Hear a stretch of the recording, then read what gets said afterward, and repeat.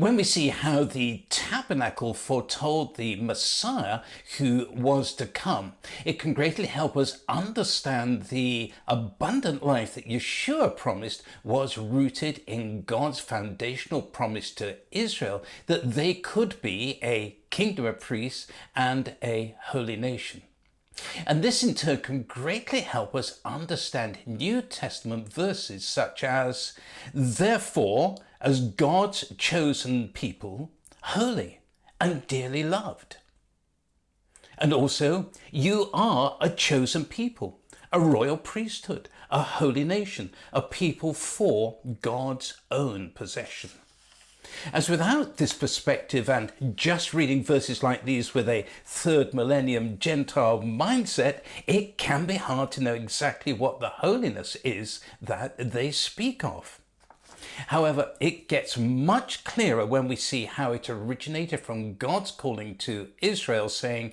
"Be holy, for I am holy," so that they'd stand out as a nation that was set apart in the whole of their life, and through this to draw other nations to him as the God of Israel.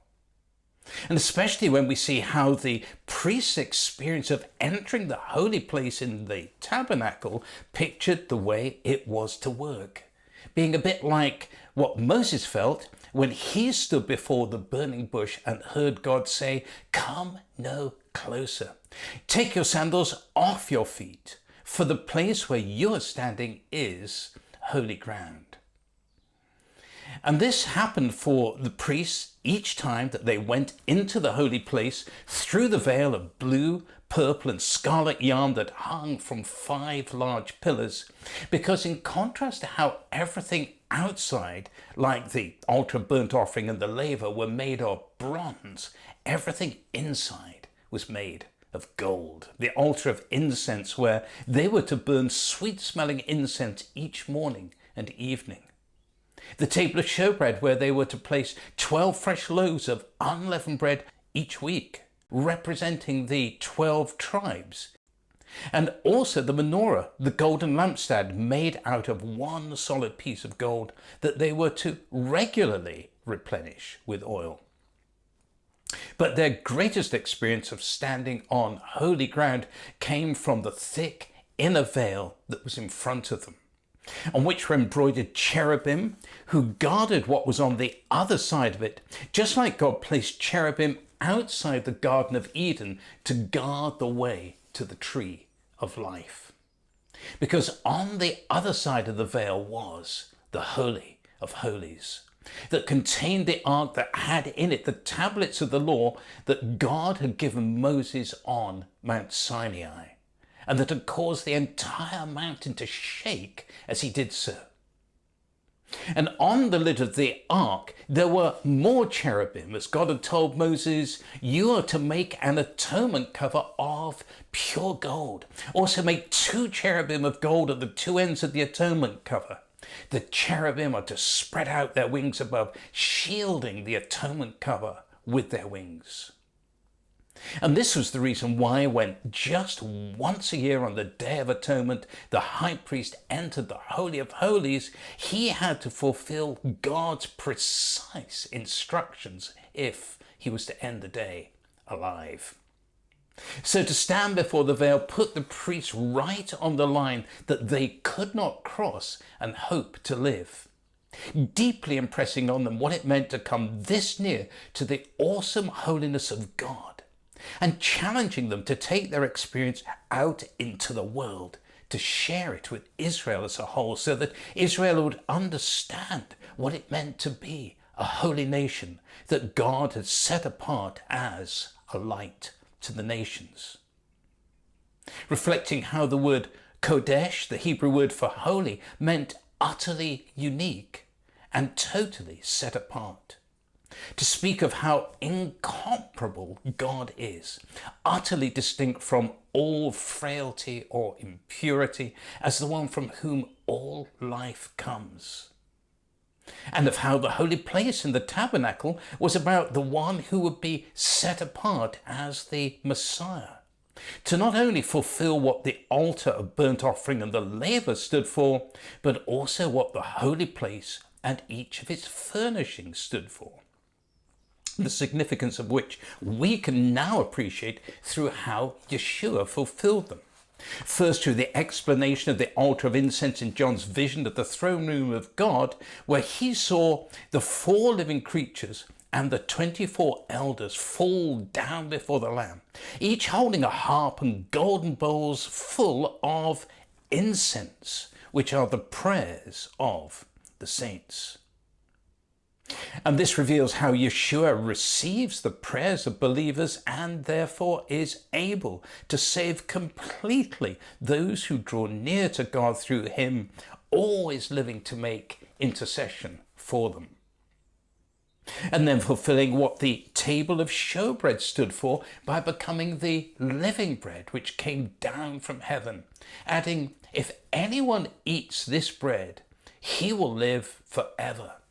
This bread is my flesh, which I will give for the life of the world." And then fulfilling the menorah as the light of the world, adding, "The one who follows me will no longer walk in darkness, but will have the light of life." And more than this, by appreciating how all these items foretold what would also be required of Yeshua for these promises to be fulfilled, which was through the use of the olive oil that they required. First, through God's instruction to Moses to use olive oil to consecrate the holy place, the priests, and their clothes.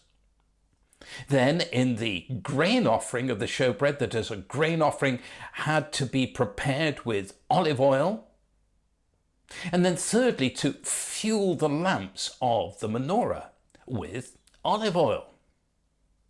And so to keep the olive oil flowing that maintained the holy place, the fruit of the olive tree had to be pressed out, foretelling how Yeshua would be pressed out in intercession in Gethsemane. And evidently it was this graphic understanding of holiness that enabled the first believers to be a holy people for God's own possession, who were able then to have such an impact on the world, having recognized how Yeshua had become the once-for-all sacrifice at the altar of burnt offering that had made them absolutely right with God, and how he provided rivers of living water to cleanse the hearts of those who went forward to the laver in repentance, so that they could then enter the holy place and have the revelation of drawing close to the awesome holiness of God, encountering Yeshua as the bread of life, the light of the world, and the great intercessor. In other words, the first believers clearly knew that they were loved, freed, and called. Loved with an everlasting love, set free from sin, having the final word, and called to be part of the outworking of God's purposes. And how, because of this, they could now do what the priests of the tabernacle could not do, which was to take their personal encounter with the holiness of God out into the world, to model in practice how Israel could become a holy nation that would point other nations to the most holy God of Israel. But also, in order for this to happen, they too had to become like the fruit of the olive tree that had to be pressed out to produce the oil that was ordained to be used in the holy place. Meaning they had to admit their accountability to God for the revelation that he'd given them if they were to have his authority to live lives that were holy in his sight. Not only in the big things of life, but also in the mundane aspects of life, and as much in the physical as in the spiritual, being in the world whilst not being of it. And this had two consequences. Firstly, they genuinely became a light to the nations, But secondly, it provoked the devil to distort the understanding of being a holy people according to the plan of the tabernacle and its fulfillment by Yeshua. Weaving this into his plan to get the church to sever the Jewish roots of the Christian faith, knowing that whenever a space is made, other things will quickly fill it. The opportunity for which came as the church grew numerically to be more Gentile than Jewish, making it possible to replace the Hebraic wisdom of Torah, where the whole of life was about divine encounter with a God who is holy, with the pseudo-wisdom of Greek philosophers that split the spiritual from the physical, as their heads were full of abstract ideas about whatever truth might be, whilst they indulged their bodies with leisure and pleasure.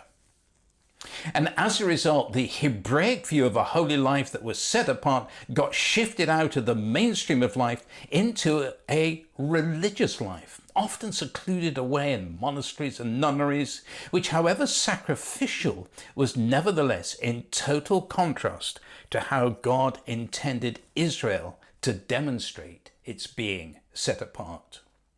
And whilst the 16th century Reformation recovered a sense of what holiness should mean for everyday people in everyday life, this was still only in the context of a Reformation that was disconnected from the Jewish roots of the Christian faith, and therefore without any foundational understanding of what it meant to be a chosen people, a royal priesthood, a holy nation, a people for God's own possession. But when we understand what that is drawn from, we can then discover our potential to live as those who are set apart, so that the abundant life that Yeshua promised is then not just lived out, but can even be pressed out into the whole of our lives. So with that, let's think about 3 more questions. Firstly, how did Yeshua fulfill what was foretold by the items in the holy place? Secondly, how has Yeshua enabled us to come into the awesome presence of God? And thirdly, what does being holy mean to you?